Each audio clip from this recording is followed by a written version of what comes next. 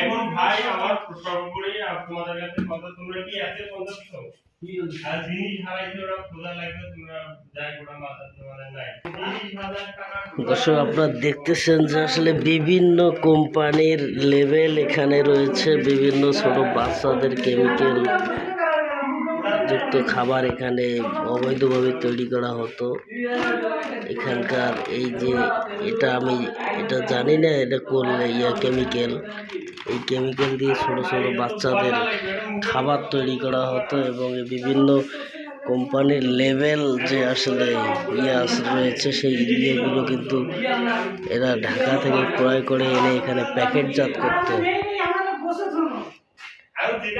হাতিবান্ধা অডিটোরিয়ামের পিছনে একটি বাসা ভাড়া নিয়ে আসলে এরা এই কার্যক্রম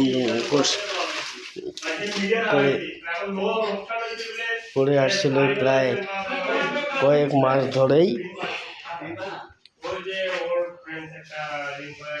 দেখেন যে বালতিতে বিভিন্ন প্রকার কেমিক্যাল মিশিয়ে কিন্তু আসলে বিভিন্ন খাবার, বাচ্চাদের খাবার তৈরি করা হতো অস্বাস্থ্যকর পরিবেশে।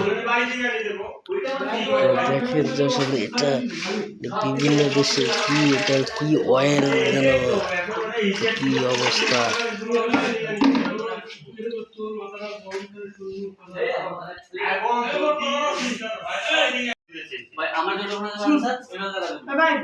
আমি হাওলাত নেই নেবে, ওটা তো ক্যাশ। এখন যদি তোমরা মনে করো না বলাতে বলেন সামনে মাসে রুম নিয়ে কি করব, এটা কি করব, এটা কি বলবো, ওরা আজকে থেকে রুম ছাড়ে দিল, আপনি সামনে মাসে ভাড়া দেখেন। দেখেন যে আসলে রান্নার যে চাউল বাজারে পায়, রাঁধুনি গুঁড়া চাউল, সুগন্ধি চাউল, এই চাউলের প্যাকেটে এখানে কিনে এনে ঢাকা থেকে কিনে এনে লেবেল করে যে চাউল প্যাকেট করে কিন্তু আসলে বাজারে বিক্রি এরা করতো। এরা বিভিন্ন এলাকায় সাপ্লাই করতে। আমরা যেটা ব্যবহার করি সার্ফ এক্সেল, আমরা যেটা কাপড় ধোয়ার কাজে ব্যবহার করে থাকি, সেই কাপড় দিয়ে সার্ফ এক্সেলও কিন্তু এরা এখানে প্যাকেটজাত করে বিক্রি করতো। জানিস কিনা? আগে 10,000 টাকা দিতাম।